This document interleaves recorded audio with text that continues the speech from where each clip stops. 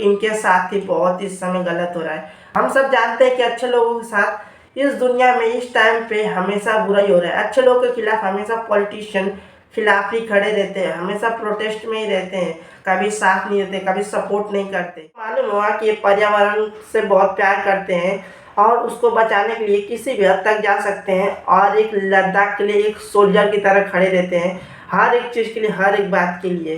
Sonam Wangchuk is a Indian engineer and innovator. He is invented many things, जैसे कि ice stupa, जिससे artificial glacier भी कहा जाता है, जो कि ठंडी से लेके गर्मी तक जो जिसमें पानी जमा होता है, और ये 78 फीट का है, जो कि इसमें पानी जो जमा होता है वो फार्मर्स के लिए ज़रूरत के टाइम पे काम आता है और जिससे फार्मर्स को, बहुत सारे लोगों को बहुत सारी हेल्प होती है। और 1988 में इन्होंने एजुकेशनल एंड कल्चरल इंस्टीट्यूट की स्थापना की थी, जिसका एम था कि सरकारी स्कूलों में रिफॉर्म्स लाने का और सुधार लाने का। उसके बाद 1994 में गवर्नमेंट के सपोर्ट से ऑपरेशन न्यू होप की स्थापना हुई और उसको फाउंड किया गया, जिसका एम था कि जो गांव के बच्चे रहते हैं, जो गांव में रहने वाले लोग हैं, जिनको एजुकेशन फैसिलिटी नहीं मिलती है, जो कि एजुकेशन से अनअवेयर है, उनको स्कूल से, सरकारी स्कूलों से जोड़ने का, उन्हें अच्छी शिक्षा दिलाने का, उनको अच्छा एजुकेशन मिले, इसके लिए उन्होंने काम किया था। और सबसे जो कि बहुत ज़्यादा फेमस भी है बात, जो कि 3 इडियट मूवी थी, जिसमें आमिर खान थे और 2 एक्टर थे, वो मूवी के जो स्क्रिप्ट थी, जो राइटिंग थी और जो कि राइटर थे, वो मेन सोनम वांगचुक ही थे। इन्हीं की जो बुक थी उसी से इंस्पायर होकर वो मूवी बनी है। आजू हम लोग पढ़ेंगे, जी लगा के पढ़ेंगे, लेकिन सिर्फ एग्जाम पास करने के लिए नहीं। किसी महापुरुष ने कहा है कि कामयाब होने के लिए नहीं, काबिल होने के लिए पढ़ो। सक्सेस के पीछे मत भागो, एक्सेलेंस का पीछा करो। सक्सेस झक मार के तुम्हारे पीछे आएगी। और Sonam Wangchuk Himalaya institute of alternative के मेंबर भी है, जिसका मेन एम रहता है कि नेचर को प्रोटेक्ट करना, के खिलाफ जो भी हो रहा है उसके ऊपर प्रोटेस्ट करना, जो भी लिविंग थिंग्स रहती है उसको बचाना। जो कि एक भाषा में कहे तो इनसे आप बहुत कुछ सीख सकते हैं। He is a very brilliant person और ये हमेशा इन बहुत सॉफ्ट पर्सन है, जो कि हमेशा एक दूसरे के बारे में, हमेशा दूसरों के बारे में हमेशा अच्छा सोचते हैं और इनसे हम सभी को बहुत कुछ सीखना चाहिए। बट इनके साथ ही बहुत इस समय गलत हो रहा है। हम सब जानते हैं कि अच्छे लोगों के साथ इस दुनिया में इस टाइम पे हमेशा बुरा ही हो रहा है। अच्छे लोगों के खिलाफ हमेशा पॉलिटिशियन खिलाफ ही खड़े रहते हैं, हमेशा प्रोटेस्ट में ही रहते हैं, कभी साथ नहीं देते, कभी सपोर्ट नहीं करते। और इतना ही नहीं, सर ने बहुत सारी किताबें भी लिखी हैं, जैसे कि Tibetan chant for world peace, encounter जैसी अनेकों किताबें, जो कि बहुत अच्छी हैं और बहुत लोगों को मोटिवेट करती है। और आप लोगों को मालूम होगा कि ये पर्यावरण से बहुत प्यार करते हैं और उसको बचाने के लिए किसी भी हद तक जा सकते हैं और एक लद्दाख के लिए एक सोल्जर की तरह खड़े रहते हैं, हर एक चीज़ के लिए, हर एक बात के लिए। तो ऐसा ही एक मुद्दे के लिए ये इलेक्शन के टाइम से अभी तक उसके साथ खड़े हैं, लद्दाख को 6th शेड्यूल में शामिल करने के लिए। 6th शेड्यूल को हम लोग बहुत आसानी से और छोटे भाषा में समझ सकते हैं कि गवर्नमेंट उधर बिना मतलब का, बिना अपने स्वार्थ का, या यूँ कहे तो अपने मन मर्जी से कुछ भी नहीं कर सकती है अगर 6th शेड्यूल में शामिल हो गया तो। यानी कि उनका घर तोड़ना फोड़ना, जंगल को बर्बाद करना, पहाड़ों को तोड़ना ओड़ना, ऐसा बहुत सारे प्रोजेक्ट जो कि बीजेपी गवर्नमेंट उधर इस्टेब्लिश करने वाली है।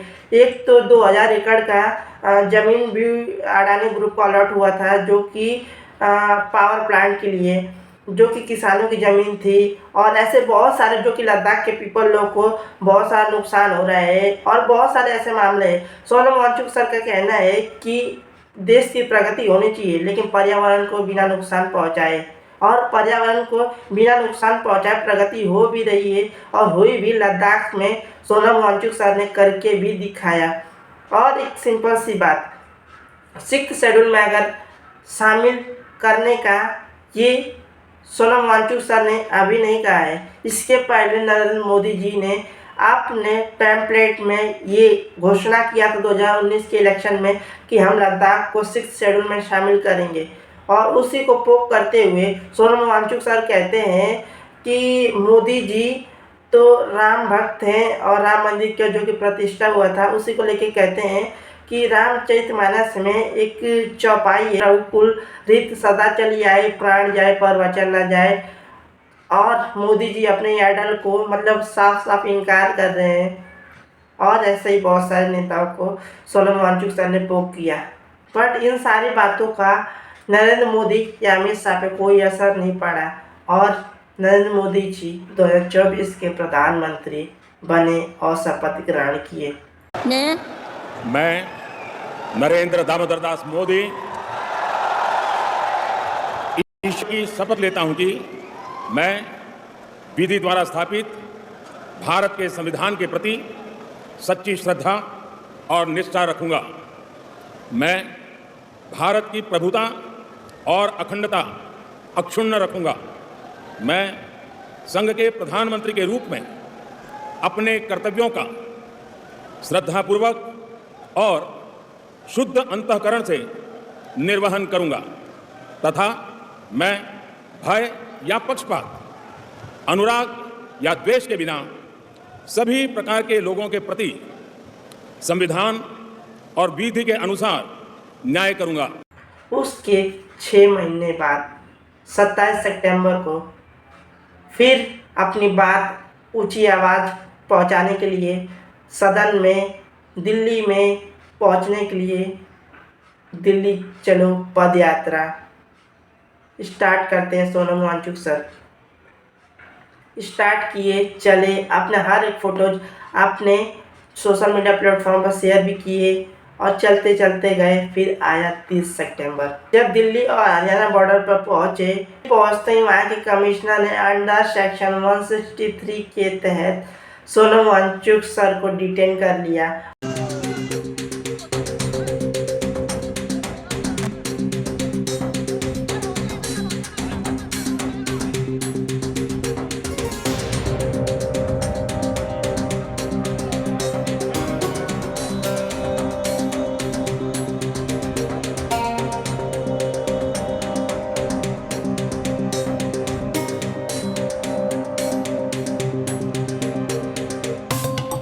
लोगों का बहुत बहुत धन्यवाद।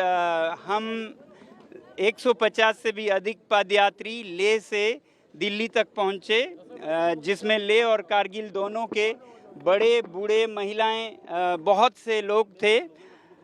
दिल्ली पहुंचने पर हमें थोड़ी दिक्कतें हुई क्योंकि डिटेंशन हुआ, मगर जो होता है अच्छे के लिए होता है।